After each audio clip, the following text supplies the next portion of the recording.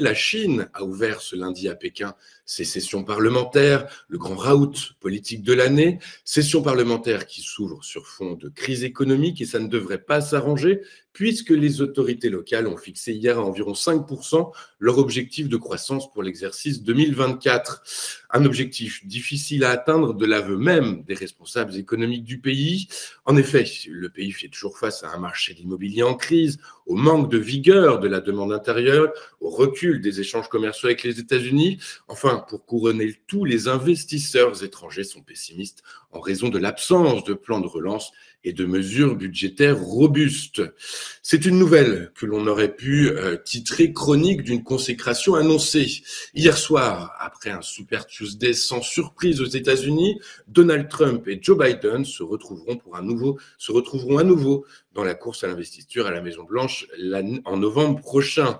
Dans le détail, et selon plusieurs médias américains, l'ancien président de droite a été déclaré vainqueur dans 12 États sur 15, dont la Californie et le Texas, ce qui le rapproche plus d'un match retour à la présidentielle. Donald Trump n'a concédé que le Vermont à Nikki Haley, ce qui constitue tout de même une surprise. De son côté, Joe Biden, le chef de l'État de 81 ans, a remporté hier soir les 13 premiers États démocrates en jeu, à l'exception du territoire des Samoa.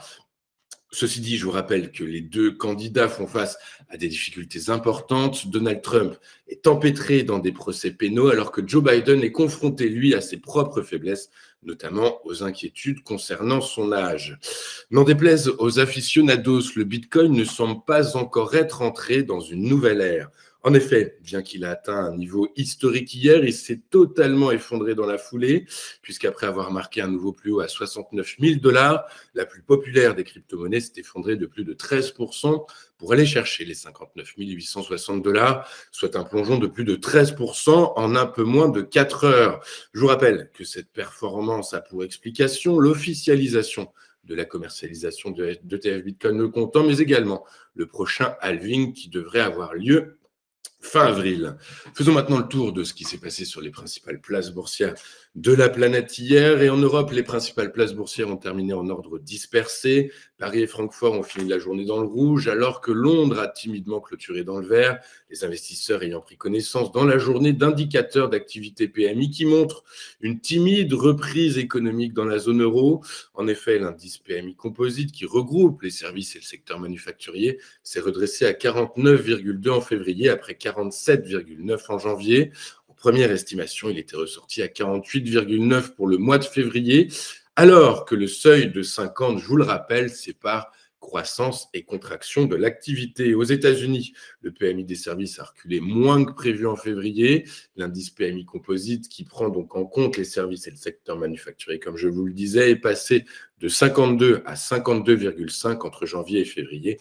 Il était anticipé par le consensus à 51,4.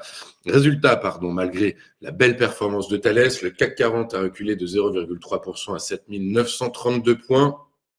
Francfort a cédé 0,1% à 17 698 points. Quant au FTSE, il a symboliquement grappillé 0,08% à 7 646 points. Aux États-Unis, mise sous pression par les valeurs technologiques, les principales places boursières ont terminé la journée dans le rouge. Le Dow Jones a reculé de un peu plus d'1% à 38 585 points. Le S&P 500 a cédé 1,02% à 5 078 points. Le Nasdaq Composite a lui abandonné 1,65% à 15 939 points.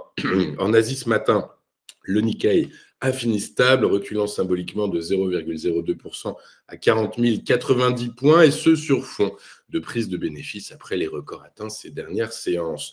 En France, le SBF 120 a reculé de 0,29% et le CAC Mid & Small a cédé, lui, 0,32%. Thales a fini en tête du SBF 120 grâce à un bond d'un peu plus de 9% à 150,90 €. Les investisseurs ayant particulièrement goûté la publication 2023 qui est ressortie supérieure aux attentes de la communauté financière. Son carnet de commandes a par ailleurs atteint un plus haut historique à 45 milliards d'euros, en hausse de plus de 4,5 milliards en 2023. À l'inverse, EuroAPI a fini lanterne rouge, alors que Deutsche Bank est passé d'achat à vendre sur le titre avec un objectif de cours divisé par 2 et donc ramené à 3 €. Le titre a cédé 8,81% à 3,45 €. Sur le marché des taux souverains, les financiers ont salué des indicateurs PMI d'activité rassurants. En conséquence, à l'heure de la clôture en Europe, le rendement du trésorier à 10 ans perdait 7 points de base à 4,1486%, contre un peu plus de 4,5 points de base pour le taux à 2 ans, qui se situait donc à l'heure de la clôture en Europe à 4,5621%. En zone euro, le rendement du Bund à 10 ans a lui reculé de 7 points de base à 2,323%. Sur le Forex, l'euro a grappillé 0,05% à 1,0859 $. Enfin, sur les marchés pétroliers, les opérateurs ont sanctionné les nouvelles prévisions économiques des autorités chinoises, prévisions économiques jugées trop prudentes par les marchés financiers. Pékin, qui anticipe environ 5% de croissance cette année, et ce sans nouvelles mesures de soutien à son économie. Il n'en fallait donc pas plus pour confirmer l'inquiétude des opérateurs à l'endroit de la demande mondiale. En conséquence, le prix du baril de Brent de la mer du Nord pour livraison mai a cédé un peu moins de 1% pour clôturer à 82,04 $.